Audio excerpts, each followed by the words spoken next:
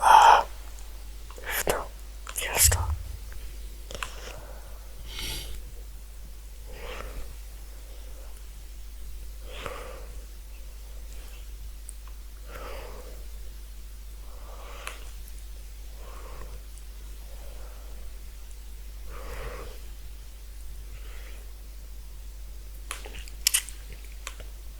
C'est joli, mais non. Ouais, bon, on est en Suède.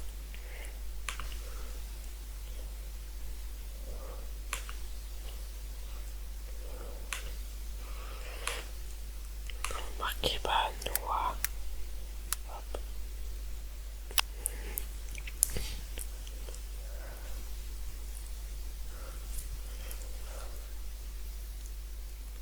Marqué coucou. Wesh. Ah non, non, pas ça. C'est seulement des trucs mal placés.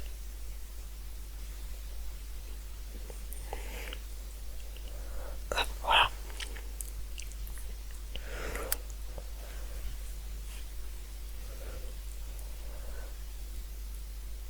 Ouais, bon. Il y a comme même le bug là de la pub. Hein. Attends. Wesh. Ça elle passe, mais pas très bien. Des dessins faits par des... Alors, on va regarder. On va regarder ça. On va aller voir.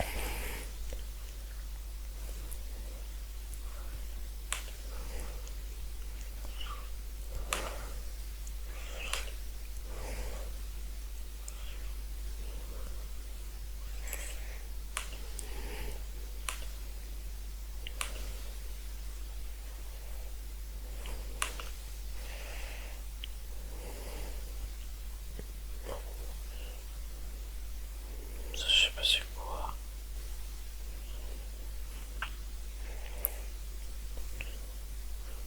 Vraiment un tout petit peu. C'est bon. des enfants qui cachent une histoire terrifiante. Bonsoir. Bienvenue pour un nouvel épisode de cette série que vous adorez sur cette chaîne YouTube. Ça fait maintenant 1 an qu'on réalise des enquêtes sur des dessins d'enfants qui cachent des histoires traumatisantes. Et pour cette énorme vidéo, je vous préviens, on a fait des découvertes surprenantes. Sur ce premier dessin, on y voit une cabane et ce qui ressemble à une petite fille recroquevillée dans un coin. On a l'impression qu'il y a 3 entités, 3 garçons au-dessus d'elle. Ils sont très bizarres, ils ont des doigts un peu crochus, de longues dents et de grands yeux noirs. C'est trop chelou. C'est quoi ces silhouettes qu'il y a au-dessus d'elle? Et surtout, pourquoi est-ce qu'elle est dans une cabane, recroquevillée? Qu'est-ce qu'il s'est passé? Hein?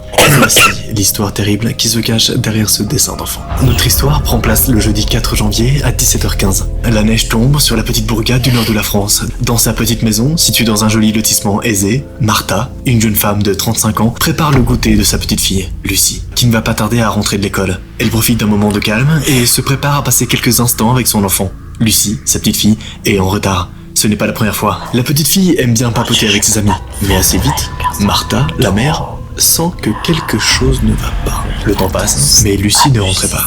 À 18h, la mère, paniquée, a commencé à faire un tour du voisinage. Après tout, peut-être que Lucie est allée chez l'une de ses amies. Après tout, elle était assez populaire dans sa classe de CE2. Et assez tête en l'air pour ne pas prévenir sa maman qu'elle allait faire ses devoirs ailleurs. Elle a encore de l'espoir. Mais pas pour longtemps. Personne n'a vu la petite fille. Ses amis racontent toutes la même histoire. Lucie est la première à avoir quitté l'école, sans rien dire à personne. La première. Elle aurait dû être à l'heure à la maison. Alors, où est Lucie? Et qu'est-ce qui se passe avec cette fille, bordel? C'est le plot. Voilà, sachez-le, c'est la situation de départ de cette enquête. Et quand je suis tombé sur cet événement-là, je me suis dit, waouh, il faut que je vous raconte. Parce que mine de rien, c'est pas normal qu'une petite fille soit en retard à ce point alors qu'elle est partie en première de l'école. Je vous rappelle, hein, ce petit dessin qu'on a vu au début de la vidéo, il a un rapport, évidemment, avec ces événements. Et on va le voir tout de suite. D'autres parents se joignent à la mère. Simon, le père de la petite fille, a été prévenu et a immédiatement quitté son travail pour partir lui aussi à la recherche de la petite fille. Ils l'ont cherchée partout. Chez ses copines, chez ses amis de la famille. Mais rien. La petite avait tout simplement disparu sans laisser aucune trace. Alors évidemment, premier réflexe, la mère prend son téléphone et décide d'appeler la police. C'est genre le truc que tu fais quand t'es vraiment pas bien. Et c'est ce qui se passe à ce moment-là. Hein, les darons sont pas bien et tout le monde se dit « Waouh ! Où est-ce qu'elle est ?» Enfin, ils disent ça de manière un peu plus émotive, parce que là, il n'y a pas trop d'émotion dans ma phrase. La police a donc bien sûr été prévenue et a agi très rapidement. Elle ne pouvait pas être loin. Du moins, ils l'espéraient. Personne ne l'a vu monter dans la voiture d'un inconnu, donc l'enlèvement était encore une hypothèse à laquelle personne ne voulait croire. Alors ils ont cherché toute la nuit, jusqu'au petit matin. Mais là, toujours pas de nouvelles de Lucie. Ses parents étaient dévastés. Mais où était leur petite-fille ? Les heures s'égrènent, puis une journée, une deuxième, et toujours pas de Lucie. Tout le monde connaît les statistiques, et l'espoir s'amenuisait à vue d'œil. Une seule question comptait à ce moment-là. Est-ce que Lucie est encore en vie ? Car ce qui est sûr, c'est que là où elle est, elle va pas bien. Sinon, elle serait déjà rentrée. Nous sommes le dimanche 7 janvier vers 20h, à environ 3 km de la ville. La route de campagne était noire, non éclairée. Les bruits de la forêt sont omniprésents. Et certains pourraient effrayer même le plus téméraire des hommes. Soudain, le bruit d'un moteur fait taire tous les animaux aux alentours. Les phares d'une voiture se détachent dans la nuit et filent vers la ville. À quelques centaines de mètres, le chauffeur est concentré et heureusement, il n'aurait pas vu la petite silhouette qui a débouché sur la route d'un seul coup. Il n'aurait pas pu freiner à temps. Heureusement, il s'arrête à quelques centimètres d'elle. Encore sous le choc, il a levé la tête vers la petite silhouette qui le fixait avec de grands yeux. C'était une petite fille qui ne devait pas avoir plus de 8 ans. Elle était décoiffée avec de grandes cernes sous les yeux et elle le regardait d'un air apeuré. Que faisait cette petite ici ? Il est sorti de la voiture et a vérifié qu'elle n'était pas blessée. Elle était craintive, mais quand il lui a expliqué qu'il allait la ramener en ville, elle a accepté de le suivre. Cette petite fille, hein, tu t'en doutes, c'est la petite disparue. L'homme, encore sous le choc de sa découverte, a emmené la petite fille au poste de police. Et dès qu'il est arrivé, tout s'est ébranlé. Tout le monde a couru partout, des appels téléphoniques ont été passés. La petite fille est emmenée dans une pièce, l'homme dans une autre. Il expliquait à l'agent ce qu'il venait de se passer. Et il l'a vivement remercié. On lui demande d'attendre que les parents de la petite fille arrivent. Il ne comprend pas trop ce qu'il se passe en réalité. Un des agents lui explique la situation, la petite fille est disparue depuis 3 jours. Tout le monde pensait qu'elle était décédée.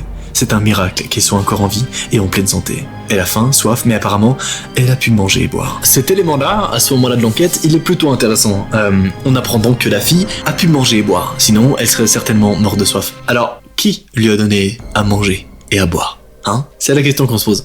À ce moment-là, quelques minutes plus tard, une femme en pyjama, un homme en robe de chambre débarquent dans le commissariat. Sa mère, Martha, a les yeux rouges, qui déborde d'espoir, et Simon, le père, triture ses doigts.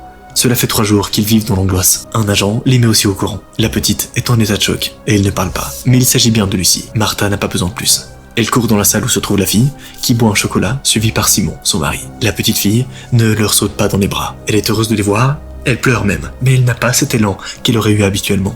C'est quand même assez étrange de sa part, mais ses parents sont heureux. Évidemment, des examens sont faits, mis à part quelques bleus, la faim et la soif. La petite fille va bien, mais il y a un problème plus profond. Elle ne parle toujours pas. Un jour passe, 2 jours, 3, une semaine, la fille ne parle pas. Et quand une fille qui vient d'être retrouvée et qui a été kidnappée ne parle pas, on est en droit de se demander est-ce qu'il n'y aurait pas un truc plus grave qui s'est passé ? Bon, vous me direz, elle s'est faite kidnapper pendant 3 jours, c'est déjà hyper grave, mais pourquoi elle parle pas ? Pourquoi la personne qui l'a kidnappée l'a laissé sortir ? Qu'est-ce qui se cache en fait réellement derrière cette affaire ? Derrière ce dessin ? Nous sommes le 15 janvier 2023 quand l'histoire prend un autre tournant. Cela fait un peu plus d'1 semaine que la petite a été récupérée, mais elle refuse toujours de parler. Pire, elle ne veut plus côtoyer d'autres enfants, et se montre agressive et craintive dès que l'un de ses camarades essaie de l'approcher.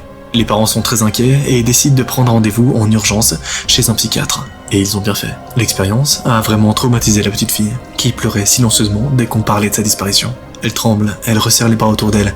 Elle a tout d'un enfant qui a été brutalisé. Le psychiatre est obligé de la faire interner au service des enfants, car elle devient agressive et violente avec ses parents. Il n'y a pas 1 minute à perdre pour sauver la santé mentale de cette petite fille, qui est en grande souffrance psychologique. Alors au fur et à mesure que la fille voit ses psychiatres, les tensions s'apaisent un peu. Et on commence gentiment à apprendre qu'est-ce qui s'est réellement passé. Petit à petit, la fille retrouve un semblant de sécurité, mais elle reste quand même seule et silencieuse. Elle dessine beaucoup. La forêt est très présente dans ses dessins, mais pas la forêt toute verte et toute belle qu'on peut voir sur certains dessins d'enfants, non.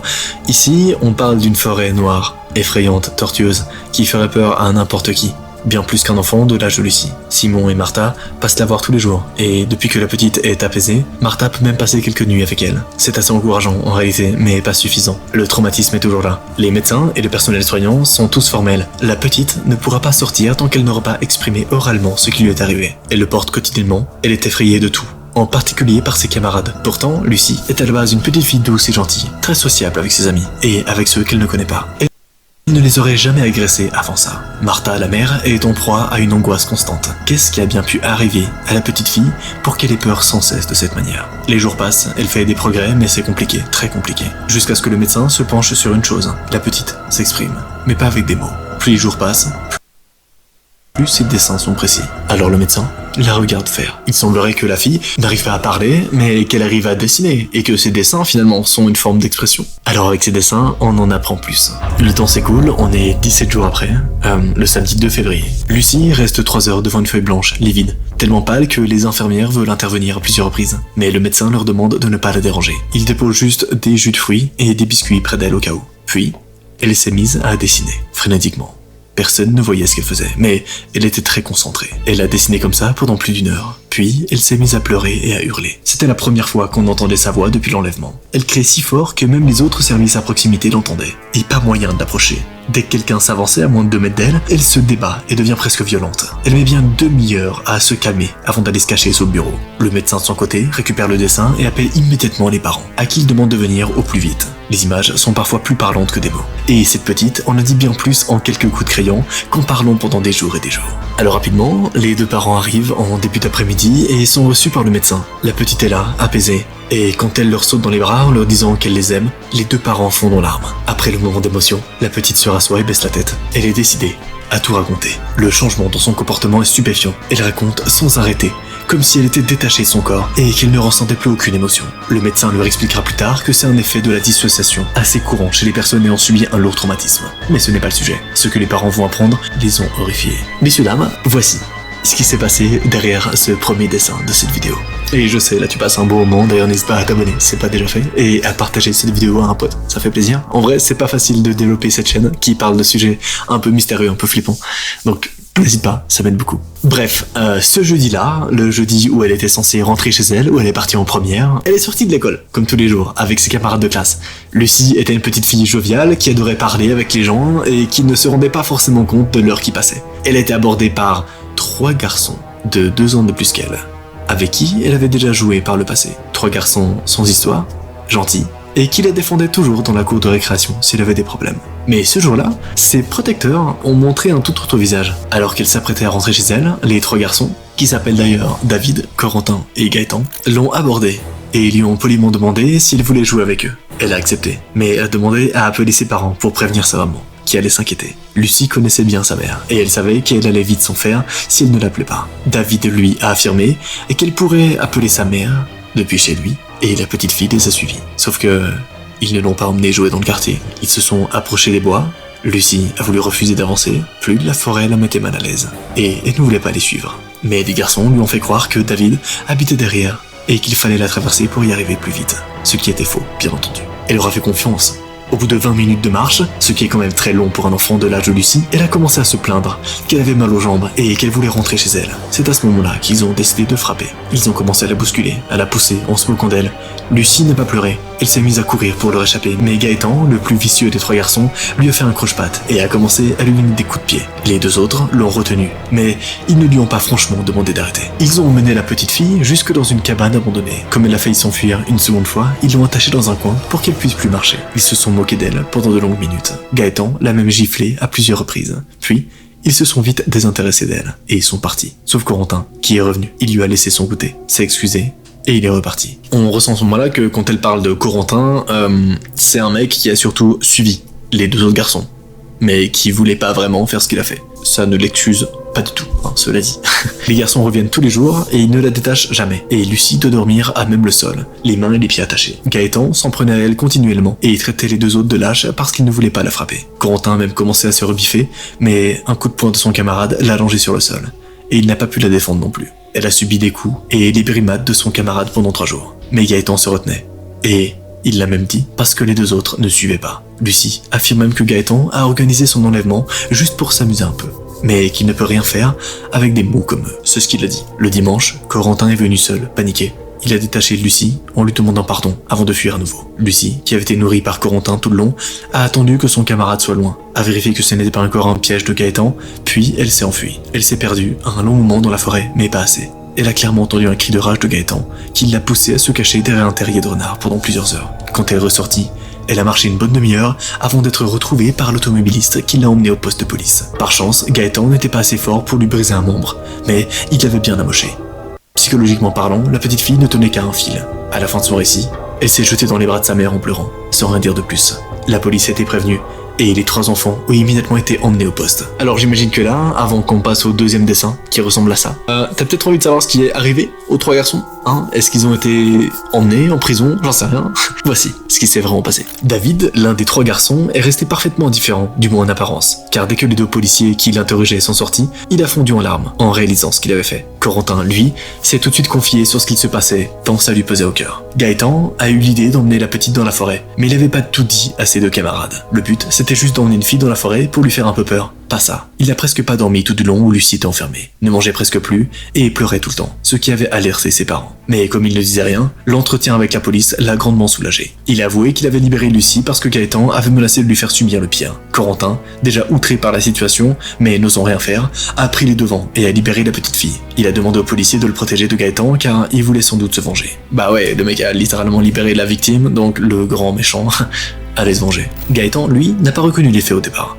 Mais ses camarades ont avoué. Alors, il a été obligé d'admettre. Il s'est montré très détaché de la situation, sauf quand il a appris par hasard comment la petite fille a pu s'enfuir. Les policiers en parlaient lorsque le petit était escorté aux toilettes, et il s'est mis à hurler dans tout le commissariat. Il aurait pu débarquer dans la salle où se trouvait Corentin si les agents ne l'avaient pas retenu et enfermé le temps qu'il se calme. C'est à ce moment-là qu'un profil psychologique a été dessiné de ce mec, et apparemment, il aurait une personnalité perverse et sociopathe. Conclusion de tout ça, David et Corentin, les 2 autres garçons, ont été relâchés avec une sanction, et Gaëtan est aujourd'hui toujours en prison. Plus précisément, il a été envoyé dans un centre de redressement jusqu'à sa majorité. Il a juré de se venger avant d'être emmené. On espère qu'il se vengera jamais. Ok, bref, passons au deuxième dessin. Celui-là, messieurs dames, il a une fin un peu surprenante, et surtout vous allez comprendre ce qui se cache derrière, c'est assez bizarre.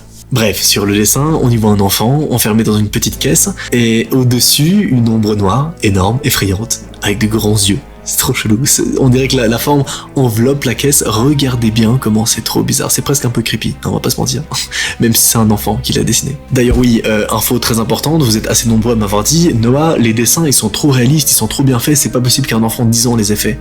Très souvent, c'est pas le cas pour tous les dessins, mais très souvent nous réalisons des reconstitutions des dessins, c'est hyper important de le savoir.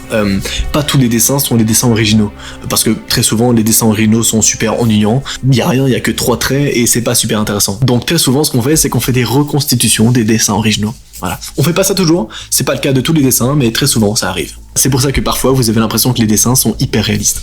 C'est juste parce qu'on les a refaits pour qu'ils soient plus fun à regarder. Bref, qu'est-ce qu'il se passe derrière ce dessin bizarre? Nous sommes le mercredi 6 décembre, c'est la récré. Tous les enfants sont surexcités et jouent avec leur insouciance habituelle, sous la surveillance des professeurs. Parmi eux se trouve Naomi Gordon, une jeune professeure des écoles qui n'a pas encore fêté ses 30 ans. Elle est assez satisfaite. Aujourd'hui, pour la première fois depuis le début de l'année, le petit Martin a accepté de jouer à cache-cache avec ses petits camarades.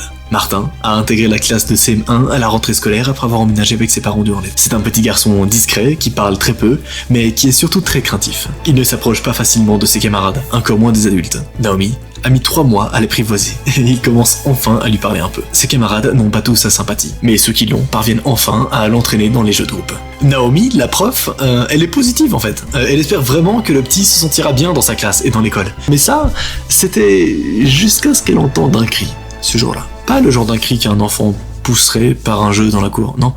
Un hurlement de terreur, entrecoupé de pleurs et de gémissements. Les 3 professeurs sont immédiatement précipités à l'intérieur de l'établissement pour découvrir une scène assez étonnante. Martin, le petit, est recroquevillé dans une armoire. Les larmes coulent sur son visage. Il est pris d'une terreur sans nom et ne peut arrêter d'hurler. La petite fille près de lui pleurait aussi, en silence. Naomi, qui essaie de garder son calme, lui demande ce qu'il s'est passé, et la petite fille se jette dans ses bras. Elle lui explique qu'il jouait à cache-cache, et qu'elle aidait juste son amie à se cacher. Mais dès qu'il l'a poussée dans l'armoire avec elle, il s'était mis à hurler. Dans l'incompréhension, la petite fille n'a pas su quoi faire. Tétanisée par l'état de son amie, elle était complètement impuissante à l'aider. Ce qui est assez surprenant à ce moment-là de l'affaire, c'est qu'on comprend très vite que ce dessin, c'est certainement ce moment-là, où il était enfermé dans l'armoire. Sauf que sur ce dessin, on voit ceci, une 3e personne, ou une silhouette, ou une entité, ou je ne sais pas ce que c'est, mais ça m'a clairement pas mis bien quand je l'ai vu. Alors on se demande à ce moment-là, c'est quoi la silhouette sur ce dessin, bordel? Qui était présent à ce moment-là dans l'école? Ou qu'est-ce que c'était, hein? Eh bien, l'histoire cachée là derrière,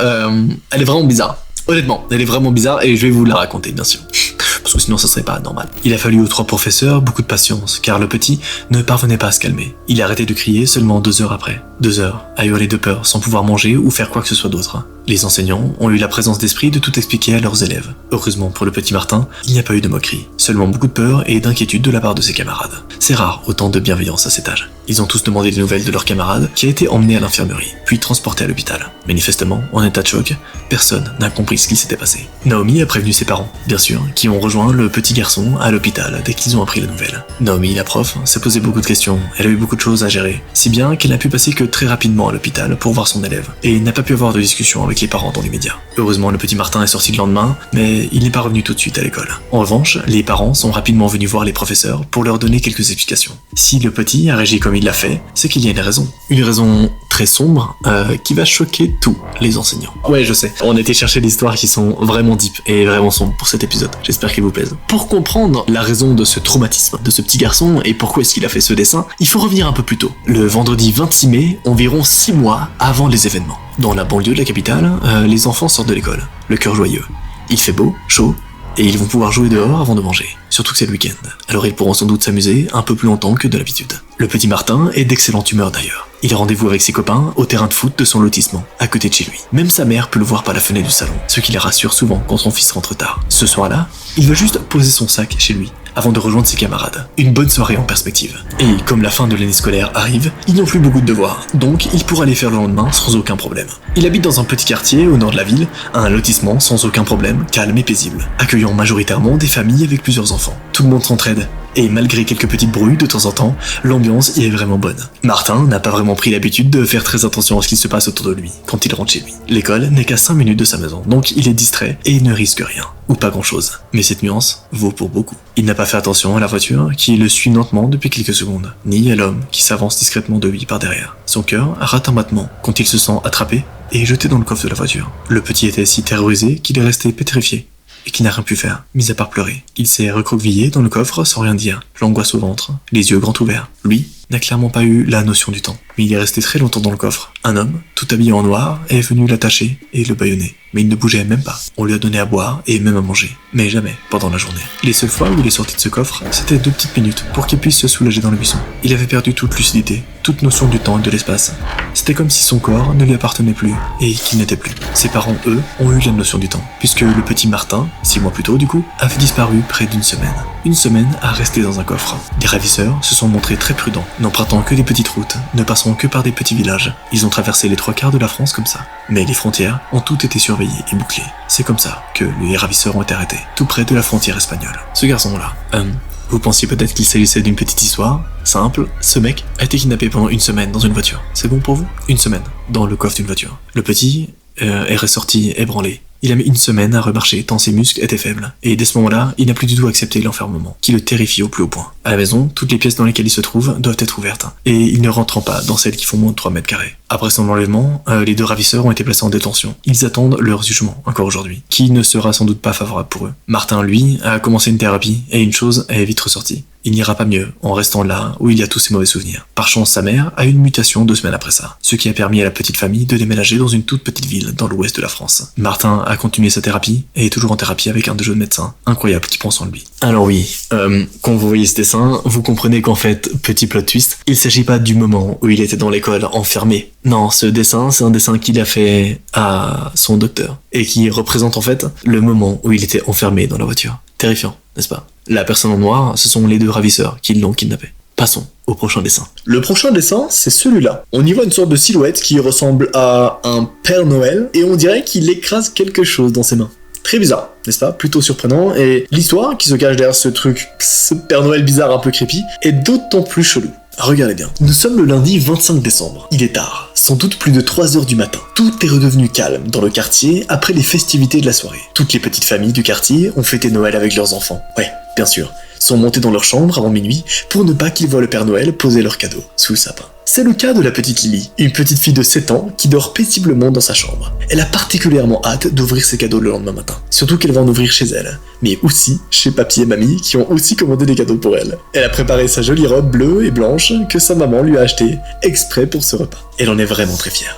petit truc assez marrant, comme la plupart d'entre vous j'imagine, chaque nuit, cette petite fille, elle est réveillée parce qu'elle doit aller faire pipi. Ça lui arrive tout le temps, d'ailleurs petit fun fact, ça arrive aussi tout le temps. Voilà. Ce fun fact est pas très intéressant, je vous l'accorde. Alors comme toutes les nuits, elle court au petit coin, avant de revenir dans sa chambre. Elle a demandé à ce qu'on lui laisse les volets ouverts. Il ne neigeait pas quand elle est partie se coucher. Mais alors qu'elle revenait des toilettes, elle remarque tout de suite les flocons blancs qui tombent doucement à l'extérieur de la maison. Émerveillée par le spectacle, la petite fille se perche sur la fenêtre et regarde doucement la neige tomber sur le sol. Elle a attendu en espérant la voir et faire de la luge pendant les vacances. Et voilà, elle sait qu'en rentrant de chez ses grands-parents, son papa viendra faire de la luge avec elle. Il lui a promise. Toute excitée, la petite ne se recouche pas. Elle continue à regarder les flocons tomber. C'est là qu'elle entend un bruit provenant du rez-de-chaussée. Sachant qu'il est à peu près 3h du matin, que ses grands-parents dorment. Mais pour elle, c'est pas bizarre, non, c'est même plutôt évident. Il s'agit du Père Noël, bien sûr. Bien sûr. Elle va enfin pouvoir le croiser. En fait, cette fille-là, ça fait des années qu'elle cherche à le surprendre. Mais elle était toujours endormie quand il passait. Alors, elle n'arrivait pas à le voir. Mais là, c'était lui. Elle en était sûre. Elle est descendue doucement de sa fenêtre. Le secret, c'est de ne pas faire de bruit jusqu'à le surprendre. Et là, elle pourra parler avec lui. Alors Lily marche tout doucement, avec délicatesse. Ses parents ne doivent pas l'entendre, ou elle se fera disputer. Et c'est clairement pas le moment. Et le Père Noël risque de s'enfuir si jamais il l'entend. Alors, elle fait tout pour ne faire aucun bruit, quitte à aller plus doucement. Le dernier obstacle à passer, l'escalier. Elle l'entend bien, maintenant. Il est dans le salon, là où il y a la cheminée et le sapin. Il doit être en train de mettre les cadeaux. Elle se demande même comment ses parents font pour ne pas entendre le bruit qu'il fait. Mais elle, ça lui va. Elle ne se doute pas un seul instant que ses parents sont un peu trop avinés pour l'entendre. Elle est trop douce et innocente pour ça. Elle avance alors, pieds nus sur le carrelage froid, mais ça ne semble pas déranger. Elle est enfin tout près du salon. Elle va enfin le voir. Enfin, la première chose qu'elle repère, c'est déjà l'odeur. Il est peut-être gentil le Père Noël, mais ça se sent qu'il court beaucoup le soir de Noël. Il sent particulièrement fort et pas très bon. Elle remarque que ça sent un peu le moisi, bizarre. La petite Lily passe une tête dans le salon et reste là, pétrifiée. Ce bonhomme rouge, bédonnant, qu'on voit tous les ans dans les pubs à la télévision, ne ressemble pas du tout à ce que tout le monde montre. Petit, maigre, il reluque les coins de la maison, en cherchant une chose que seul lui connaît. Son bonnet rouge lui tombe sur la tête. Il est mal rasé. Et grâce à la lueur de la lune, elle s'aperçoit vite que son regard n'est pas si gentil que ça. Il y a un regard un peu sombre, étrange, presque un peu pervers. Puis, une question passe dans sa tête à ce moment-là. Une question qu'elle aurait peut-être dû se poser un peu plus tôt. Et si c'était pas le Père Noël? Elle doit aller prévenir ses parents. C'est urgent. Mais elle ne parvient même pas à bouger. Pire, elle reste là, à regarder cet homme marcher dans son salon et bouger quelques objets. Elle est même sûre qu'il l'a vu mettre la montre de son père dans sa poche. Bizarre. Un Père Noël qui prend la montre de son père? Pourquoi? Pour lui offrir une nouvelle montre? C'est chelou. Hein, bon, la fille a 7 ans, faut pas oublier, donc elle a pas non plus les capacités nécessaires pour se dire que c'est un voleur. Elle se dit juste, c'est pas le Père Noël, ça, c'est bizarre. Puis, c'est là que l'homme la voit. Elle retient sa respiration, il la fixe longuement avant de sourire. Un sourire malsain et machiavélique. Ses yeux, toujours posés sur la petite fille, il se penche près du sapin et attrape un petit cadeau, qu'il écrase dans sa main. Il n'en faut pas plus. Elle se met à hurler et se précipite vers la chambre de ses parents. Elle ne sait pas où est l'inconnu, ni même s'il la suit. Elle doit retrouver ses parents et vite. Ses parents, malgré l'alcool, ont été réveillés par les cris de leur fille. Quand ils l'ont vu courir dans leur chambre, ils ont tout de suite compris qu'il se passait quelque chose. Elle leur a tout de suite dit qu'il y avait un faux Père Noël qui se sentait mauvais dans le salon. Le père n'a pas attendu. Il a pris sa batte de baseball, qui traînait dans un coin, et est descendu en 4e vitesse. Lily est restée avec sa mère en haut, à pleurer toutes les larmes de son corps. Le père revient rapidement et appelle immédiatement la police. Il n'y avait personne dans le salon, mais son porte-monnaie avait disparu. Il faut 12 heures pour retrouver le voleur, qui a emprunté avec lui le fameux porte-monnaie. Un peu d'argenterie et de la monnaie. Vous allez voir que la chute de cette affaire, elle est plutôt surprenante. Parce que j'imagine que vous pensez que la police a retrouvé les mecs, qu'ils l'ont enfermé en prison, et basta. Non. Déjà, le mec, c'était un sans-abri. Voilà, petite anecdote. Il a mis un petit bonnet rouge pour faire genre que c'était le Père Noël, mais c'était un sans-abri. C'est pour ça qu'il sentait pas très bon, d'ailleurs. D'ailleurs, truc encore plus fou, est-ce que vous saviez que le père de famille, du coup, dans cette famille-là, était un chef d'entreprise? Et qu'est-ce qu'il a fait en apprenant que ce sans-abri a essayé de voler dans sa famille? Il l'a embauché pour l'aider à se reloger. Alors, loin de moi l'idée de faire une morale, parce que globalement, embaucher quelqu'un qui vient de voler des affaires, je trouve pas ça une très bonne idée. Mais, néanmoins, c'est ce qu'il a fait, je trouve ça assez marrant et suffisamment intéressant pour vous le raconter. Le mec a embauché un gars qui l'a cambriolé. Bon, évidemment, il lui a rendu son porte-monnaie, du coup. Est-ce que vous voyez ce dessin? Ça tombe bien, parce que c'est le 4e dessin de cette vidéo, et il m'a mis plutôt mal, on va pas se mentir. Sur ce dessin, on y voit un homme à 2 visages, un gentil, doux et aimable, et de l'autre côté, un côté froid. Les yeux injectés de sang, le sourire carnassier, du sang qui coule un peu partout, cette trop bizarre. Les deux visages sont clairement un peu glauques. D'ailleurs, pour cette dernière histoire, vous allez voir qu'il y a un petit truc un peu différent. L'histoire est racontée à la première personne car on a retrouvé le journal intime de la personne qui a vécu les événements. Et donc je me suis dit que ce serait marrant de vous raconter le journal intime, comme si c'était vraiment elle qui parlait. Voici donc le journal intime de la personne qui a fait ce dessin. Et voici ce qui se cache derrière. Je sais que t'adores cet épisode, hein. Là je sais très bien, mais ça fait genre 3 mois qu'on n'a pas sorti de vidéo dans cette série, parce que je voulais vous sortir un truc de fou, et celui-là, je pense que franchement, il est plutôt cool. N'hésite pas, hein, si tu kiffes le moment, tu t'abonnes si c'est pas déjà fait. Je sais que j'ai déjà dit tout à l'heure, mais peut-être que tu l'as toujours pas fait, je sais pas. N'hésite pas, franchement ça fait plaisir. En ce moment, on galère un peu, je vais pas te mentir, donc ça me fait vraiment plaisir si tu t'abonnes. Bref, la première note, dont son journal intime, commence le 12 avril. Je m'appelle Mathias, et j'ai 12 ans. Si je commence à écrire ce journal, c'est parce que je n'ai pas le choix. J'ai personne à qui parler. J'avais quelqu'un, mais depuis quelque temps, je ne peux plus. Il a changé. Je ne comprends pas tout ce qui se passe en ce moment. En fait, je vis avec papa. Je n'ai pas connu maman. Papa dit qu'elle est partie quand j'étais encore bébé, parce qu'elle ne voulait pas être mère. J'avoue que ça me fait très mal quand papa me l'a dit. Mais le pire, c'est qu'il y a pas longtemps, je l'ai entendu dire à un de ses amis que ma mère était morte. Alors du coup, je sais pas qui croire. Je lui en ai pas parlé, je n'ose pas. Mais ce n'est pas la seule chose qui me dérange en fait. C'est mon ancien professeur de français qui m'a conseillé d'écrire ce journal, pour que je puisse m'exprimer. C'est comme ça qu'elle l'a dit, en tout cas. Alors je vais essayer d'écrire proprement dedans. Elle m'a dit qu'elle voyait que je portais beaucoup de choses sur mes épaules, et que j'avais besoin de lâcher tout ça. Et je ne peux en parler à personne, alors elle m'a dit qu'écrire, c'était encore ce qu'il y a de mieux. Je l'ai donc écouté. Je n'ai pas d'amis, j'ai eu des copains, j'en ai eu toujours, mais je n'ai pas vraiment d'amis proches. En même temps, comment on fait quand on déménage tout le temps? Papa a un boulot qui le force à déménager très souvent. On n'est jamais resté plus d'1 an au même endroit. À chaque fois que j'ai commencé à me faire des amis, on devait déménager pour le travail de papa. Je garde un peu contact avec des gens par SMS ou par Messenger, mais très vite, on arrête de parler. Mon professeur m'a expliqué que c'était parce qu'on n'avait pas vraiment appris à se connaître. C'est le seul contact que j'ai encore. Il est gentil. Mon professeur actuel, c'est Monsieur Boudouin. Il m'aide beaucoup. Papa sait que je parle souvent avec lui, mais ça me fait du bien. Et je ne veux pas qu'il m'enlève ça. Du moment où je ne dis pas où nous sommes. Oui, papa ne veut pas que je dise où on habite. Bon, je trouve ça un peu bizarre, mais je n'en parle jamais. En fait, papa est un homme étrange. Il ne veut pas que je dise notre ville, en général, et je suis scolarisé à la maison, même si parfois, il n'a pas le choix de me mettre dans une école. Il dit que c'est plus pratique, et je sais qu'il fait ça pour mon bien, et pour que je ne perde pas en niveau. Je suis meilleur que les autres en école. C'est que ça fonctionne bien, non? Papa travaille beaucoup, mais il a des horaires qui changent beaucoup et qui sont un peu bizarres aussi. Il a des jours où il sort toute la journée avec un grand sac et où il ne revient que dans la nuit ou le lendemain parfois. D'autres jours, il part en soirée et il revient assez vite. Il me dit qu'il a des réunions à ces moments-là, mais je sais que lorsque les réunions commencent, on va pas tarder à déménager. C'est un peu toujours pareil, dès qu'il commence à faire des réunions, on déménage. Ok, je pense qu'à ce moment-là, les plus futés d'entre vous ont commencé à voir vers où se dirige cette histoire. Pour les autres, je vous laisse peut-être lire les commentaires, il y a peut-être déjà des théories dessus. Honnêtement, c'est surprenant, mais c'est un peu marrant, vous allez voir. Et le fait que je lise les notes du mec qui l'écrit, moi je trouve ça assez cool, dites-moi si vous aimez bien. Mais ça me fait assez marrer, voilà. Papa a les moyens. On loue toujours de grandes maisons, avec une personne qui fait le ménage et une personne qui fait les repas. Il aime l'ordre et la bonne nourriture, mon père. Moi aussi j'ai une console, papa joue parfois avec moi quand il est à la maison, à condition que mes leçons soient apprises. Sinon, il me fait travailler jusqu'à ce que je sache tout par cœur. Mais je ne suis pas heureux, je le sais, je le sens. Je suis toujours triste. Quand je suis seul, je pleure beaucoup. Mais papa comprend pas, alors j'ai arrêté de lui dire. Il fait des choses bizarres en ce moment.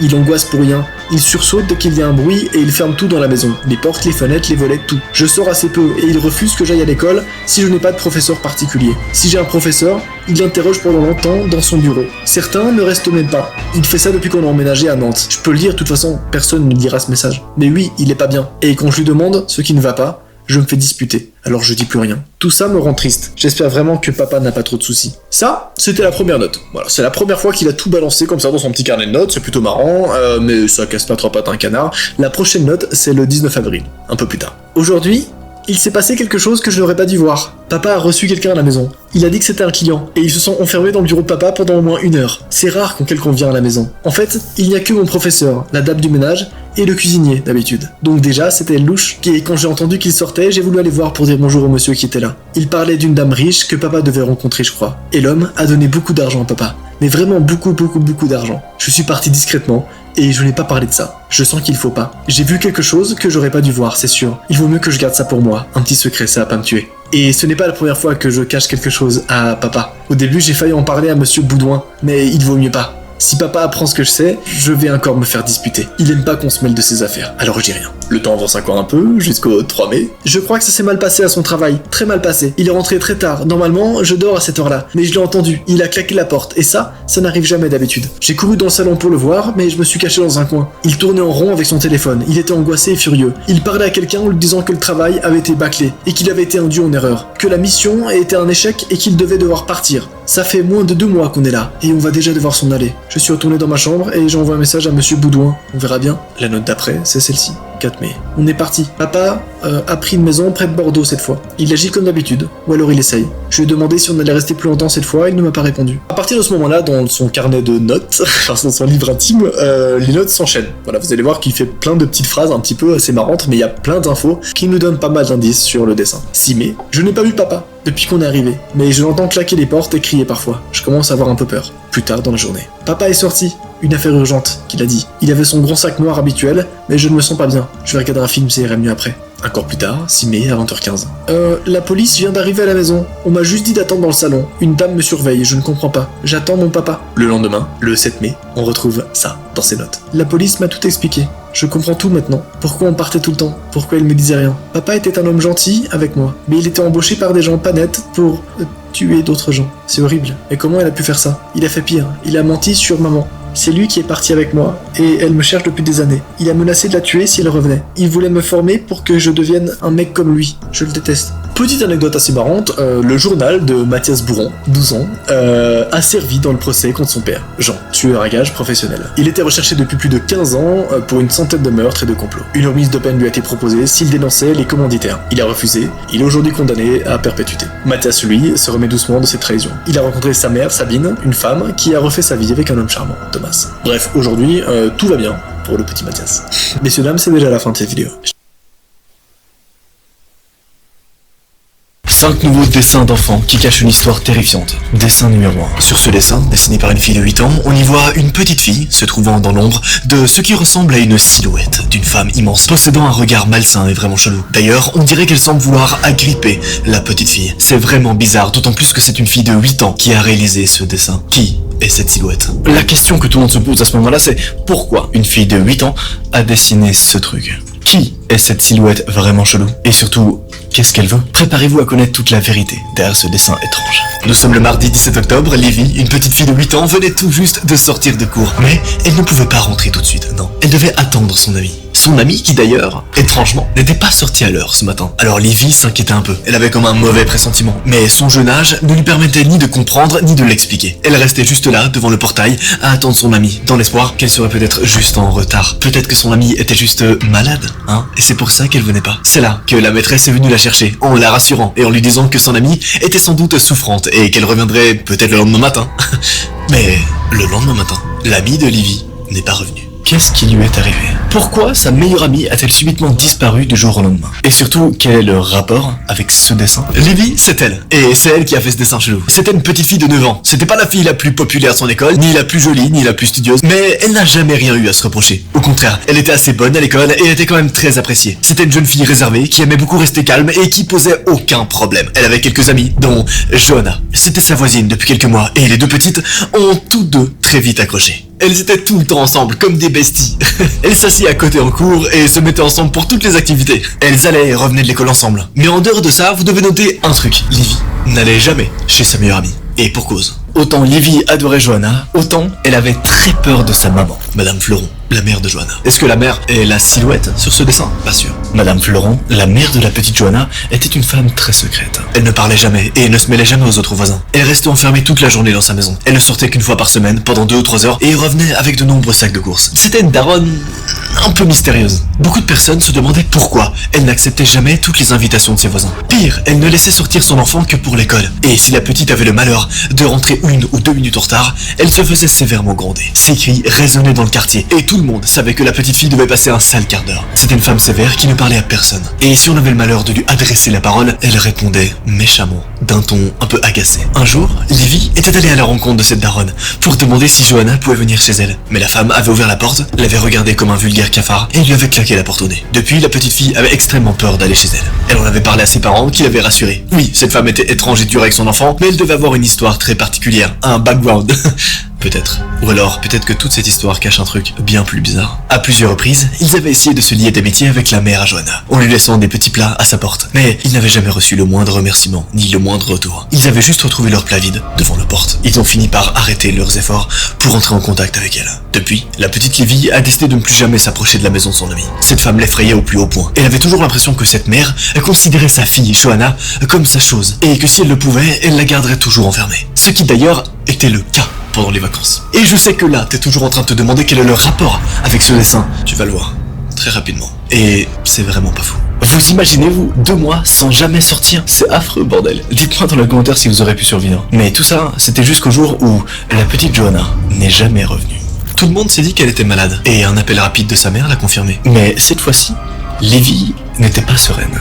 Elle avait l'impression que quelque chose ne tournait pas rond. D'ailleurs, son amie n'est pas venue le lendemain, ni le surlendemain, absente pendant 3 jours. En réalité, il n'y avait pas à s'inquiéter. Une bonne grippe, une bronchite, ça peut durer un petit moment. Mais Livy avait toujours ce mauvais pressentiment, cette légère angoisse au creux de son ventre. Et elle avait beau essayer d'en parler, elle ne le faisait pas, parce qu'elle n'avait aucune explication. J'imagine que tu t'en doutes, mais à cet âge-là, ils n'avaient pas de smartphone pour communiquer. Jusqu'au 3e jour. Aux environs de 20h, des sirènes de police ont retenti dans le quartier. Évidemment, tous les voisins ont été interloqués et se sont agglutinés devant leurs fenêtres. C'était le cas des parents de la petite Livy qui se sont précipités dehors, affolés. Les voitures de police étaient garées devant leur maison et celles de leurs voisins. C'est avec horreur que la petite famille a vu les policiers se précipiter dans la maison de sa voisine. La maison dans laquelle habitait Johanna, sa meilleure amie. Tout s'est passé très vite. Une femme est rapidement sortie et a accompagné la petite Johanna dans l'une des voitures. Livy aurait voulu être là la rejoindre, mais ses parents la retenaient fermement. Puis, des cris de rage et de folie furieuse ont fait sursauter tout le monde. Le père de Livy s'est mis devant son enfant et sa femme, au cas où la situation dégénérait. Mais heureusement, ce n'est pas allé jusque-là. Au bout de quelques instants, les policiers ont traîné la mère de Johanna jusqu'à la voiture. Ils ne l'ont pas mise dans le même véhicule que sa fille qui était déjà partie. Les médias locaux sont arrivés à ce moment-là et les policiers ont décidé de ne pas répondre à leurs questions. Qu'est-ce qui s'est passé? Pourquoi la police a débarqué chez eux? Pourquoi est-ce qu'ils ont emmené la petite fille et la mère dans 2 voitures séparées? Les parents de Livy sont vite rentrés et ont rassuré leur petite qui était toute tremblante. Elle avait vraiment mal après cette scène,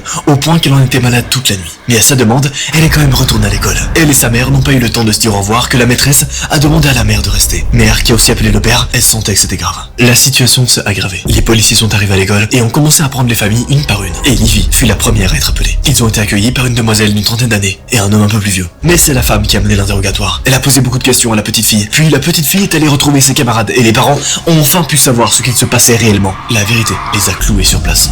Les policiers leur ont montré une photo d'une enfant de 2 ans, disparue quelques années plus tôt. 7, pour être exact.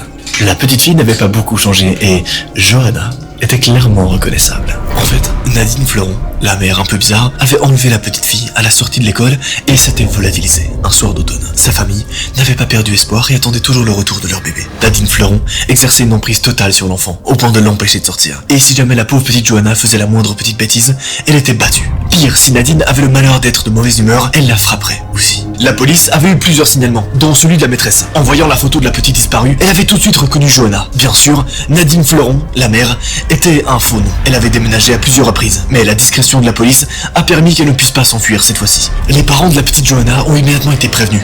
Ils habitaient à plus de 7 heures de route, mais ils les ont immédiatement fait pour retrouver leur enfant. Les parents de la petite Livy lui ont expliqué tout ce qui s'était passé pour son ami. En silence, la petite s'est dirigée vers son bureau et leur a montré un dessin. Elle a dit « Je voulais pas vous le montrer parce que vous aurez pas compris et je voulais pas être punie. » La petite avait compris que son ami était en danger, mais elle n'avait pas pu le dire. C'était trop abstrait. Voici le dessin qu'elle a montré à ce moment-là.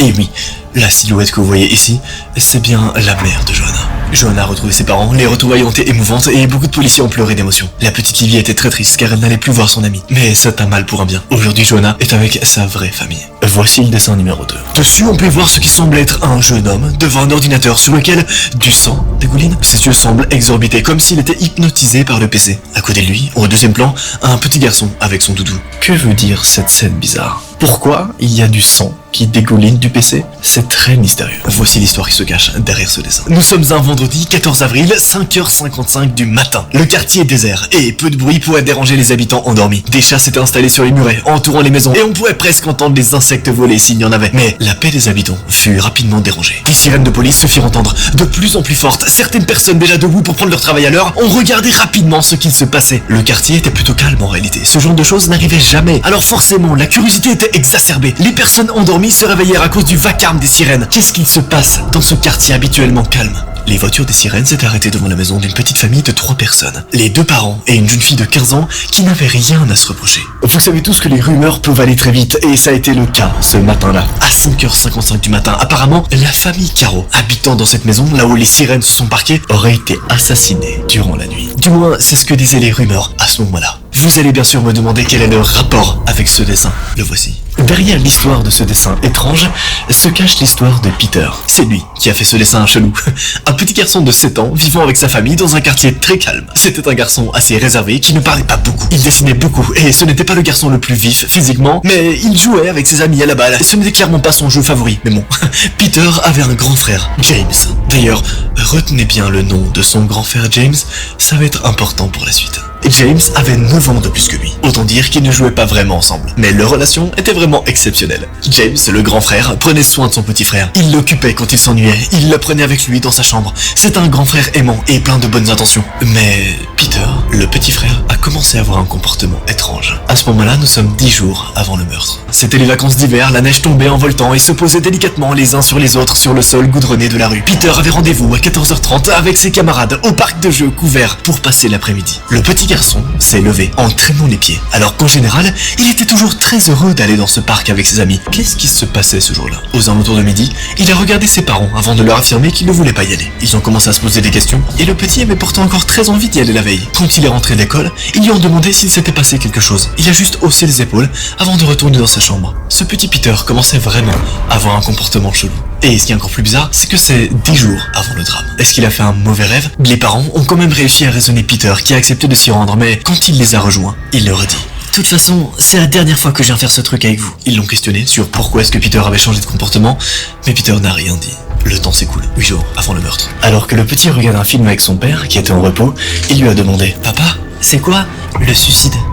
Comment ça, mon ref? Son père, interloqué, a regardé son fils avec de grands yeux ronds. Demander ça, à son âge, c'est clairement pas anodin. Le petit savait déjà à peu près ce qu'était la mort, puisque son grand-père était décédé 2 ans auparavant.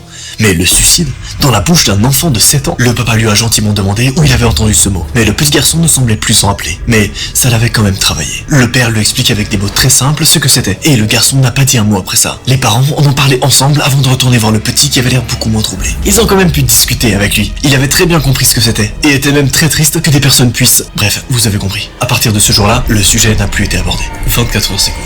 7 jours avant le meurtre. Toute la maison était endormie, paisiblement. Il y avait que le chat qui gratouillait un peu sa litière, mais ce n'était pas un bruit assez fort pour réveiller toute la maison. En revanche, le cri de terreur qui a retenti juste après a effrayé toutes les personnes endormies. Très vite, tout le monde s'est rendu compte que c'était Peter qui venait de crier, et tous se sont précipités dans sa chambre. Le cri était si monstrueux qu'il aurait pu réveiller des voisins. Le petit garçon était assis dans son lit, en sueur, les yeux écarquillés. Il semblait terrorisé. Les parents ont tout fait pour le sortir de son état de sidération, mais il a mis un moment à retrouver ses esprits. Il était vraiment mal, si mal que ses parents ont dû le rassurer de très longues minutes, et lui faire un verre de lait chaud. Il a fallu une demi-heure pour le calmer. Ses parents lui ont demandé ce qu'il faisait de tant de peur. Il les a regardés et a secoué la tête. Non, je me rappelle de rien. C'est ce qu'il a dit à ce moment-là. Les parents se sont regardés, conscients d'une chose. Leur enfant mentait, mais ils ne pouvaient rien faire pour l'aider. Alors ils sont restés avec lui le temps qu'il s'endorme, et ils sont sortis, sans un mot. Quelque chose n'allait vraiment pas, et ils en étaient certains à présent. Ce qu'ils savaient pas, c'est qu'ils étaient 5 jours avant le meurtre. Le voisinage n'était pas au courant, mais l'attention était à son comble dans la petite maison de campagne. Le petit garçon, pour la première fois, avait commencé à crier en refusant de s'installer devant la télévision. Il ne voulait regarder aucun de ses dessins animés. Il était hors de question pour lui de regarder l'écran plat pendant 1h30. Les parents étaient dans l'incompréhension la plus totale. Leur fils avait le droit de regarder un film le mercredi et le week-end, et aucun des deux ne comprenait pourquoi elle réagissait comme ça. Une fois le petit apaisé, ils ont essayé de voir ce qui se passait avec le petit. Mais il leur a juste répondu une phrase très mystérieuse. Il leur a dit: c'est mal de tuer des gens. Je vous rappelle évidemment que c'est ce même petit qui a fait ce dessin. Pourquoi il a fait ce dessin? C'est quoi le rapport avec ce que je suis en train de vous raconter? James, le frère aîné, venait tout juste d'arriver, et c'est le moment que choisit le petit pour quitter la pièce, sans regarder qui que ce soit. Désemparés, les 2 parents ont demandé à James, le grand frère, d'essayer d'aider leur garçon. L'éventualité d'appeler un psychologue pour aider Peter a même été évoquée. Il verrait, il n'avait plus le choix à présent. Nous sommes maintenant 3 jours avant le meurtre. La veille, la décision de prendre un rendez-vous urgent chez une psychologue spécialisée dans l'aide aux enfants a été prise. Peter avait encore fait une crise et avait refusé de sortir de sa chambre de la journée. James, le grand frère, avait essayé de parler à son frère, mais Peter l'avait envoyé balader. C'était les éclats de voix qui avaient attiré les parents à l'étage de la maison, où James criait sur son petit frère qui boudait et qui pleurait. L'adolescent est parti en voyant ses parents et a claqué la porte de la chambre. Comme vous devez vous en douter, ils n'ont eu aucune réponse réponse à leurs questions, que ce soit de Peter ou de James, qui s'était enfermé à double tour dans sa chambre. En redescendant, les deux parents se sont regardés. En effet, le père a confié à sa femme qu'il avait clairement entendu cette phrase. Si tu en parles aux parents, ça va mal aller. Mais sur le moment, le père n'a pas vraiment compris ce qu'il a dit, ni pourquoi il a dit ça. C'était peut-être James qui disait ça à son petit frère? Pourquoi? Qu'est-ce qu'il y a de louche avec James? Heureusement, le soir, tout s'est calmé, et les deux frères parlaient de nouveau normalement. Peter avait rendez-vous en urgence une semaine plus tard. Avec un peu de chance, Peter irait mieux rapidement. Ce qu'il savait pas, c'est qu'ils étaient la veille du meurtre. La veille, le garçon semblait retrouver un minimum de joie de vivre. Les deux frères se retrouvaient souvent dans le salon pour jouer, et le petit frère avait retrouvé le goût de ses petits dessins animés. Et les deux parents étaient soulagés de voir que leur enfant allait mieux. Enfin, ils ont presque hésité à annuler le rendez-vous avec la psychologue. Ce soir-là, ils avaient décidé de se regarder un film familial tous ensemble. Ils s'étaient installés devant la télévision avec leur fast-food et ils riaient devant le film qui avait l'air très comique. Jusqu'au moment où l'un des personnages a commencé à saigner du nez. C'est là qu'il s'est passé un truc vraiment bizarre. Peter, le petit frère, l'a fixé pendant quelques secondes sans cligner des yeux. Puis, il a dit: il y a des gens qui aiment le sang. Il fallait vraiment qu'ils en parlent à la psychologue. Le reste de la soirée se passa tranquillement, sans aucun incident. Et la suite, vous la connaissez, car c'était l'intro de cette histoire. Plus tard dans la nuit, la famille qui habitait près de chez eux a apparemment été assassinée. Entièrement. Imaginez juste que ce soir-là, à 5h du matin, le massacre dans la maison d'à côté était si horrible qu'on aurait pu tapisser les murs de sang. Ce qui est vraiment perturbant, c'est que le coupable a très rapidement été identifié. Ouais, la police a vraiment pas eu du mal à retrouver qui avait commis cette atrocité. Dans l'après-midi, alors que le petit Peter faisait de la peinture à l'eau, la police est arrivée en trombe dans leur maison et est montée à l'étage sans rien dire. Une des personnes est quand même restée pour expliquer ce qu'il se passait aux parents qui étaient présents. Peter ne comprenait rien ce qu'il se passait, jusqu'à ce que les 4 policiers descendent avec James, le grand frère, menotté, sous les pleurs de sa mère, triste et choqué. 3 officiers de la police scientifique sont entrés pour fouiller la chambre du frère. Cela voit tous un policier, essayant de tout expliquer aux parents.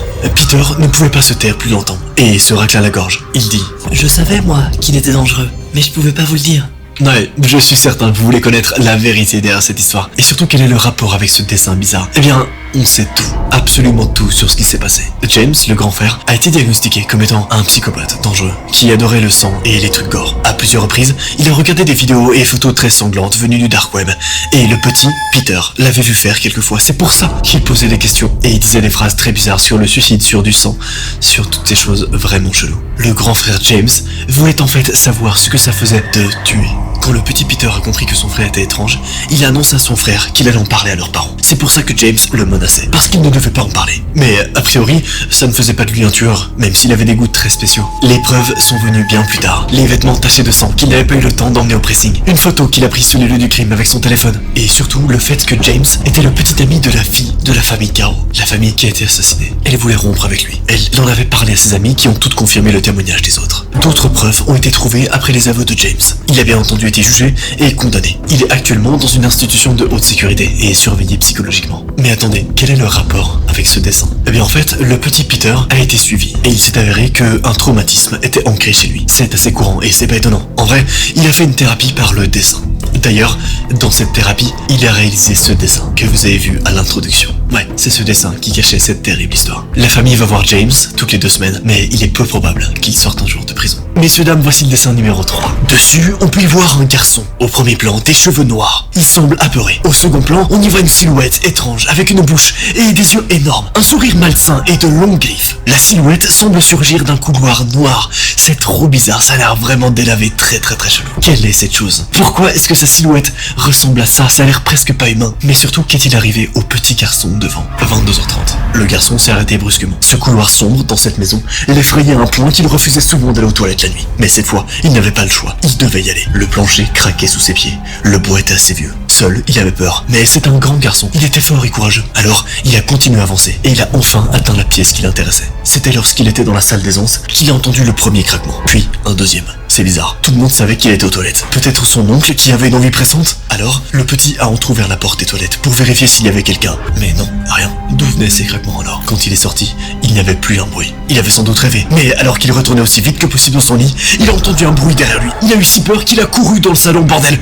Qu'est-ce qui s'est passé ce soir-là? Et quel est le rapport avec ce dessin étrange? Arnaud était un petit garçon de 11 ans et très casse-cou. C'était au point où il avait dû aller aux urgences à plusieurs reprises à cause de chutes. Certaines étaient très spectaculaires. Il vivait avec son père, Thierry, qui dirigeait une entreprise de monture de lunettes. Sa mère était partie 3 ans auparavant sans laisser la moindre adresse. Depuis, Thierry avait trouvé une autre compagne avec laquelle il comptait bien passer le reste de sa vie. Et Valérie, sa nouvelle compagne, s'entendait très bien avec Arnaud, ce qui était une excellente chose. D'ailleurs, le petit Arnaud était très proche de sa grand-mère. Il voulait la voir le plus souvent possible. Dès que son père le pouvait, il l'emmenait chez sa mamie. Ils faisaient des jeux de société, regardaient des films tous les deux, et sa grand-mère avait toujours de très belles histoires à lui raconter. Mais il y avait un petit bémol dans tout ça. Un tout petit rien qui faisait que parfois, le petit avait peur de la maison dans laquelle habitait sa mamie. Qu'est-ce qu'il y avait de bizarre dans cette maison? En effet, la maison était assez vieille. Ça se voyait que c'était une maison qui avait été habitée par des personnes d'une autre génération. Vous savez, les odeurs qu'on trouve dans les maisons de nos grands-parents. Bah, c'était un peu ça. Le bâtiment était vraiment immense. En même temps, Thierry avait 6 frères et sœurs. Mais quand les enfants ont grandi, les 2 parents ont décidé d'habiter dans une seule partie de la maison. Et quand Jean-Pierre, le grand-père,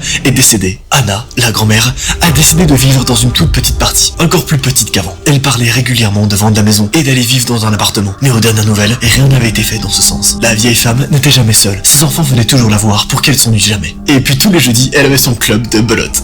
Mais parlons un peu plus de la maison, car en effet, c'est ça qui effraie le petit garçon. Et vous allez vite comprendre pourquoi. Seule une pièce se trouvait dans un couloir sombre, dans une partie de la maison qu'elle n'habitait plus. Les toilettes se trouvaient au bout du couloir du rez-de-chaussée, et ça n'avait jamais vraiment dérangé Anna de s'y rendre. Ça n'avait jamais dérangé Arnaud, le petit garçon non plus. Enfin, ça c'était avant qu'il entendait des bruits étranges. Des grincements, essentiellement. Mais ce n'était pas tout. Il était certain d'avoir entendu des pas longs, très longs, comme si une personne voulait absolument se faire discrète. Il avait demandé très vite si quelqu'un était là. Mais à ce moment-là, les pas s'arrêtaient, et jamais personne lui a répondu. Un jour, il était persuadé que quelqu'un était là. Il était sûr d'avoir vu une silhouette lui foncer dessus. Il a eu si peur qu'il était retourné dans la salle à manger, en hurlant, et en disant à tout le monde qu'un inconnu effrayant était dans le salon. Évidemment, tout avait été fouillé, mais rien n'avait été trouvé. Du coup, tout a été attribué à la peur du petit garçon. Mais heureusement, sa famille était vraiment bienveillante, et personne ne s'est jamais moqué de lui. Jusqu'au jour où, samedi 18 février, tôt, ce matin-là, Arnaud a sursauté quand il a entendu le téléphone sonner. Qui pouvait bien appeler à 6h du matin? C'était très étrange. Même la boîte de son père n'était pas ouverte à ce moment-là. Et c'était samedi, donc raison plus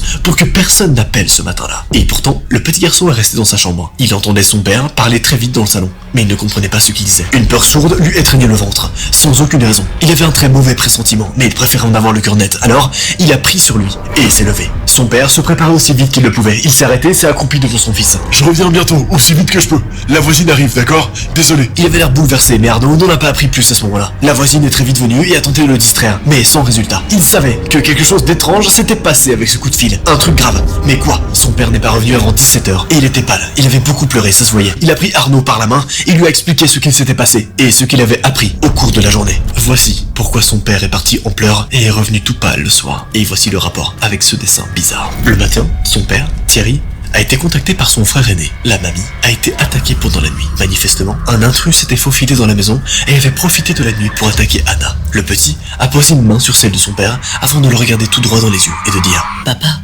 je t'avais dit qu'il y avait quelqu'un dans la maison. » Ce n'était pas dit sur le ton d'un reproche ni rien, mais Thierry a été choqué. Et si son fils avait raison, il a immédiatement contacté l'inspecteur en charge de l'enquête, qui a prévenu ses hommes. Et la nouvelle est tombée dans la soirée. De toute évidence, accrochez-vous bien parce que je vous avoue que c'est assez badant. Un homme vivait dans la maison, dans un placard, caché entre les escaliers et le mur. Il s'était créé un petit lit et volait dans la cuisine dès que la vieille dame dormait ou partait de la maison. La théorie la plus prisée par les policiers est qu'il aurait compris qu'il était découvert et aurait essayé d'assassiner la vieille dame avant de fuir. Anna, la vieille dame, a passé quelques semaines à l'hôpital. Ses blessures étaient plutôt sérieuses et elle a mis du temps à s'en remettre. Arnaud, le petit garçon, a eu très peur et passe encore plus de temps avec sa grand-mère. C'est là que Arnaud a osé montrer à son père les dessins qu'il avait fait pour s'extraire l'inconnu de sa tête. Voici le dessin qu'il avait montré à son père. Ouais, maintenant que vous connaissez l'histoire derrière ce dessin, j'imagine que c'est encore plus bizarre. Imaginez que la silhouette que vous voyez là est une personne qui dort illégalement chez sa grand-mère. C'est très bizarre. Mais pas aussi bizarre que ce dessin. Le dessin numéro 4. Sur un mur en pierre, une petite fille est assise, avec de longs cheveux, devant son visage, et de grands yeux tristes. Mais derrière elle, il y a une silhouette entièrement noire, qui tend la main vers la petite fille, comme pour lui dire de venir. Est-ce que la petite fille a succombé à la grande silhouette? Qui se cache derrière cette grande silhouette? C'était un doux soir d'hiver, Noël approchait doucement et le quartier commençait à s'habiller de couleurs vertes, rouges et blanches. Quelques bonhommes de neige trônaient dans les jardins du quartier et parfois, quelques flocons de neige voletaient dans les airs, poussés légèrement par le vent. La journée, le lotissement constitué de belles maisons était animé, des cris, des rires des enfants, qui rêvaient déjà des cookies et des chocolats chauds devant les films de Noël pendant les vacances. C'était le cas de Lina, qui avait atteint le petit âge de 8 ans. Elle était rêveuse, distraite et comme la plupart des enfants, Noël était sa fête préférée. D'ailleurs, voici le dessin de Lina que vous avez vu tout à l'heure. Ouais, c'est elle qui a dessiné ce truc vraiment bizarre. Elle avait hâte que ce soit les vacances, hâte de voir toute sa famille, hâte d'ouvrir tous les cadeaux qu'elle trouverait sous l'immense sapin du salon, le 25 décembre, à son réveil. Elle était si pétillante que tout le monde la surnommait Petit Rayon de Soleil. Elle mettait de l'amour et de la joie de vivre dans toutes les personnes qu'elle rencontrait. Toute la petite famille vivait une petite vie tranquille, et un heureux événement attendait même la maman pour le mois de mars. Tout était parfait, jusqu'à ce soir-là. Ouais, en effet, on n'est pas là pour raconter une histoire d'amour où tout se passe bien,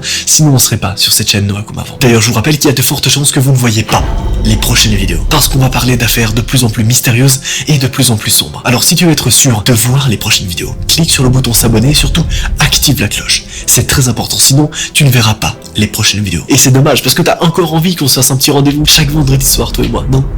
Bref, voici là où tout a basculé. Samedi 17 décembre aux alentours de 20h, quelques jours avant Noël. Le son de la télévision retentissait dans la petite maison. Les parents regardaient toujours le journal télévisé en mangeant. Soudain, la musique d'un flash spécial a fait sursauter la petite fille. En général, elle mangeait avant ses parents pour pouvoir jouer avant de dormir. Mais ce soir-là, elle était rentrée assez tard. Alors, elle mangeait avec ses parents pour une fois. Une femme blonde avec de grands yeux verts est apparue à l'écran. Du nouveau dans l'histoire de la petite Violette Mongeon, qui a disparu depuis quelques jours. Les parents n'en ont pas entendu plus. La photo de la petite disparue s'est affichée à l'écran, et la petite Lina venait de pousser un cri d'horreur. Elle a regardé la télé avec effroi, avant de se précipiter dans sa chambre, sous les regards choqués de ses parents. Ils ont écouté ce que disaient les informations, et ont ouvert de grands yeux, lorsque la présentatrice a annoncé que la petite avait été aperçue dans leur ville. Alors peut-être que leur fille l'avait vue. Pourtant Violette, la fille disparue, avait disparu depuis plus de 15 jours. C'était improbable. Est-ce que peut-être leur fille avait aperçu une petite fille présumée disparue? Très bizarre comme début d'affaire. Les deux parents sont allés voir la petite fille qui pleurait dans sa chambre. Pourquoi? C'était la seule question qu'ils se posaient. Pourquoi pleurait-elle? Pourtant Violette ne venait pas de leur ville. Elle n'était pas non plus dans sa classe. Lina ne pouvait pas la connaître. Ils se sont lentement approchés d'elle. La petite fille s'était allongée sur le lit et serrait contre elle une feuille de papier. En pleurant silencieusement, on aurait pu croire qu'elle venait de perdre sa meilleure amie. Les parents avaient beau essayer de l'aider, elle ne cessait de pleurer à chaudes larmes. C'est le père qui a eu l'idée de lui demander ce qu'elle tenait contre elle. Et enfin, ils ont une réponse. La petite fille les a regardés avec une grande surprise avant de leur tendre une feuille qu'elle serrait contre elle comme si elle tenait plus que sa propre vie. C'est elle. Les parents n'ont pas tout de suite compris ce qu'elle disait. C'était qu'un dessin d'enfant. Mais il y avait quelque chose de particulier. Voici le dessin qu'elle a montré à ce moment-là. En fait, ce qui est plutôt bizarre, c'est qu'on a l'impression qu'elle l'a fait sur un modèle réel. La petite fille, sur le dessin, était assise sur un muret, le regard brillant, ses longs cheveux noirs devant le visage. La mère a examiné le dessin avant de prendre sa fille dans les bras. La petite là, c'est Violette que tu as dessinée? La petite fille a acquiescé d'un signe de tête. Mais le père venait de remarquer une chose qui l'a immédiatement fait pâlir. Une chose qui a fait qu'il s'est immédiatement précipité sur son téléphone pour appeler la police. Sa fenêtre de sa fille donnait sur le petit jardin qui était entouré d'un muret. Le même muret que leur fille avait dessiné. Bordel! Ce qui veut dire que la petite disparue avait été aperçue devant chez eux. À tout moment, peut-être même que Lina aurait pu être kidnappée, bordel. La police est arrivée rapidement et la petite fille a été interrogée. Violette était une petite fille du même âge que Lina. Elle avait été enlevée à sa famille à la sortie de l'école et avant ça, elle n'avait jamais été revue. Sauf ce jour-là, sur ce dessin-là, c'est hyper important que vous compreniez bien que c'est le seul dessin qu'on a d'une fille disparue depuis 15 jours. Et apparemment, elle aurait été vue par Lina. Lina a confirmé que c'était Violette qu'elle avait vue pendant une semaine, assise sur le muret qui entourait sa maison. Elle a regardé les deux policiers intimidés. Elle venait là quand j'étais couché. Oh, et j'étais pas couché depuis très longtemps, mais elle venait s'installer sur ce muret tous les soirs. Pendant pas longtemps non plus. Mais il y avait toujours quelqu'un avec elle. Je crois que c'était un monsieur, mais j'ai jamais vu sa tête. Un homme avec Violette, la petite fille disparue. Manifestement, Lina n'avait pas conscience qu'elle avait sans doute vu le ravisseur de la petite. Ce qui confirmait le témoignage de la femme qui avait reconnu la petite fille dans la soirée. Lina n'avait jamais vraiment parlé de Violette, mais elle s'était quand même attachée à la petite fille. Et j'imagine que vous voulez savoir comment s'est terminée cette affaire. Eh bien, les policiers ont fait ce qu'ils ont pu pour retrouver la petite disparue, mais depuis ce soir-là, plus aucune nouvelle. Des barrages routiers ont été mis en place, des recherches avec des chiens, mais toujours rien. Depuis, son ravisseur a dû passer la frontière. Les parents ont encore de l'espoir, et Lina a décidé de leur envoyer des lettres de soutien, en espérant que la petite Violette, dessinée sur ce dessin, sera retrouvée un jour. En espérant qu'un jour, on sache qui est cette silhouette. Messieurs, dames, voici le dernier dessin de cette vidéo. Et accessoirement, le dessin le plus bizarre de cette vidéo. Regardez bien, c'est très bizarre. Sur le dessin, il y a un enfant apeuré qui pleure dans son lit pendant qu'une énorme araignée velue avec la bouche en sang, monte dans son lit, c'est trop chelou. C'est quoi cette araignée géante? Que veut dire ce dessin, bordel? Il est trop mystérieux, perso quand je l'ai vu j'étais vraiment en mode mais... What the fuck? Genre j'ai vraiment envie de savoir qu'est-ce que c'est que cette créature bizarre. Eh bien, fort heureusement, voici l'histoire cachée derrière ce dernier dessin. Mardi 4 octobre, vers 16h30. Rémi, un petit garçon d'une dizaine d'années, a constaté avec surprise que ses parents l'attendaient après l'école. Il a tout de suite eu un mauvais pressentiment. Pourquoi ils étaient là? La maîtresse les avait convoqués, mais il n'avait pas fait de bêtises pourtant. Ça, il en était sûr. Il faisait tout pour ne pas se faire remarquer, que ce soit des autres ou des maîtres et des maîtresses. Alors une bêtise? Il passait ses récréations à lire des livres assis sur un banc ou à parler avec son ami Mathis, avec qui il s'entendait parfaitement bien. Alors, des bêtises, c'est trop bizarre. Il y avait des enfants bien plus turbulents que lui. Sauf qu'en fait, il a très vite eu la réponse à sa question. Oui, sa maîtresse les avait tous les deux convoqués. Les deux parents. La boule au ventre, il est retourné dans l'établissement scolaire, entouré par ses deux parents. La maîtresse les a fait entrer dans la salle de classe. Elle n'avait pas l'air en colère ni sérieuse. Au contraire, elle avait un petit sourire rassurant. Ça ne devait pas être si grave, mais il était quand même mal. L'institutrice les invitait à s'asseoir, et après quelques banalités, elle s'est raclé la gorge. Si je vous ai demandé de venir, c'est parce que Rémi n'est pas inscrit pour le voyage scolaire cette année. Je voulais savoir si tout allait bien. Le voyage scolaire? Comment ça? Cette simple allusion a fait frissonner le petit garçon. Il pensait que sa non-inscription passerait inaperçue. Les deux parents ont ouvert de grands yeux. Ils n'étaient pas au courant que Rémi ne leur avait pas parlé de ce voyage. Ils ont tous les deux regardé leur fils très surpris. Bien sûr, tous lui ont demandé pourquoi il n'avait rien dit. Il a mis plusieurs secondes avant de répondre d'une toute petite voix. Je ne veux pas y aller. Pourquoi? Qu'est-ce qu'il y a là-bas? Pas y aller à un voyage scolaire quand on était enfant, c'était sans doute l'un des moments qu'on attendait tous, non? Du coup, c'est bizarre que Rémi refuse d'y aller. Vous en pensez quoi, vous, dans les commentaires? Dites-le moi, sincèrement. Les parents ont quand même décidé de l'inscrire, malgré les supplications de leur enfant. Ils refusaient de s'y rendre. Personne ne comprenait pourquoi ils mettaient tant d'énergie à refuser d'y aller. Les parents ont promis à l'enseignante de parler à leur enfant. Mais quand ils ont essayé de le faire, Rémi a refusé de parler. La seule chose qu'il disait toujours, c'était qu'il ne voulait pas y aller. Le père et la mère espéraient vraiment que le petit changerait d'avis et qu'il leur parlerait, mais il ne l'a pas fait. Jeudi 13 octobre. Des cris de terreur venaient de réveiller les parents. Des cris venant de la chambre du petit garçon. Depuis la réunion avec la maîtresse de Rémi, le petit garçon dormait très mal et semblait de plus en plus déprimé. Il traînait des pieds pour aller à l'école, refusait de se confier à ses parents, s'enfermait dans sa chambre dès qu'il rentrait, bref, il ne parlait plus. Et lors des repas, il se nourrissait à peine. La mère était si inquiète qu'elle avait appelé l'école, mais apparemment, tout se passait très bien. Le petit mit encore un moment à se rendormir. Toutes les nuits, depuis des jours, il faisait des cauchemars toutes les nuits et se réveillait épuisé tous les matins. Ça ne pouvait pas continuer comme ça, le petit ne voulait rien dire. Il pleurait à chaudes larmes, et à chaque fois, ce qui rend fou, c'est qu'il expliquait jamais pourquoi. Ce matin-là ressemblait à tous les autres. Le garçon touillait son chocolat sans le boire, et sans manger ses gâteaux préférés. Son père était déjà parti travailler, mais sa mère était là, évidemment. Elle l'a poussé à se confier, et pour une fois, Rémi l'a pas ignoré. Rémi a fini par dire ce qu'il se passait. Enfin, il a plutôt répondu « J'en parlerai pas, personne ne comprend ». Il est parti, avant que sa mère ne puisse lui poser d'autres questions. Mais elle se rendait compte que la situation était sans doute pire qu'elle ne le pensait. Qu'est-ce qui pouvait effrayer son fils dans ce voyage pour qu'il refuse d'y aller, alors que c'était un de ses trucs préférés avant? Et surtout, pourquoi faisait-il autant de cauchemars? Si quelque chose de grave avait eu lieu l'an passé, son ancienne maîtresse lui en aurait parlé, non? Mais quand elle y repensait, elle se disait que oui, l'an passé, Rémi était revenu assez mal de leur voyage, alors qu'il avait été si pressé de partir. Ça ne lui avait pas sauté aux yeux à l'époque, mais c'était sans doute de là que sa peur venait. L'ancienne maîtresse du petit garçon avait quitté l'établissement en fin d'année scolaire, mais peut-être que les autres savaient quelque chose. Elle avait peur pour son enfant, elle se sentait mal. Son fils était dans un mal-être très palpable. Elle devait découvrir pourquoi, et surtout, quel est le rapport avec ce dessin bizarre. Lundi 17 octobre, le matin. Malade, inquiet, les parents regardaient le thermomètre. Il avait presque 40 de fièvre. Il délirait, se battait contre des créatures invisibles et ne semblait plus du tout avoir pied avec la réalité. Il était vraiment plus mal, ce petit garçon. En 4 jours, son état s'était dégradé. Un médecin de garde devait arriver, mais il ne savait pas ce qu'il pourrait faire pour lui. Le docteur est en effet arrivé très rapidement, heureusement, mais il leur a dit d'emmener leur enfant à l'hôpital. Il ne pouvait rien faire avec aussi peu de matériel. Les deux parents étaient dans l'inquiétude la plus totale. Ils ont prévenu l'école dès qu'ils ont pu et sont restés aux côtés du garçon toute la journée. Le même jour, aux alentours de 17h30. Les deux parents avaient veillé leur enfant toute la journée. Le service de pédiatrie de leur hôpital était vraiment bien et le personnel vraiment bienveillant. Ils avaient pu manger et boire quelques cafés et ils avaient déjà installé une couchette pour que la mère puisse s'installer près de son enfant le soir même. Rémi s'était calmé et avait repris ses esprits avant de s'endormir, épuisé. C'est là qu'ils ont été très surpris en voyant l'institutrice de leur enfant arriver, pâle, une pochette verte sous le bras. Elle devait leur parler. Elle a sorti des feuilles de papier et a regardé les parents d'un air grave. Elle avait trouvé ses dessins dans le pupitre de Rémi. Elle avait fouillé parce qu'elle s'inquiétait énormément pour le petit garçon. Les parents ne lui en voulaient pas, bien sûr. Au contraire, eux aussi étaient vraiment mal pour leur enfant. Et quand ils ont regardé le dessin, ils ont été terrifiés. L'un d'eux les a vraiment marqués. C'est ce dessin qui sortait du lot. Il était vraiment sombre, lugubre.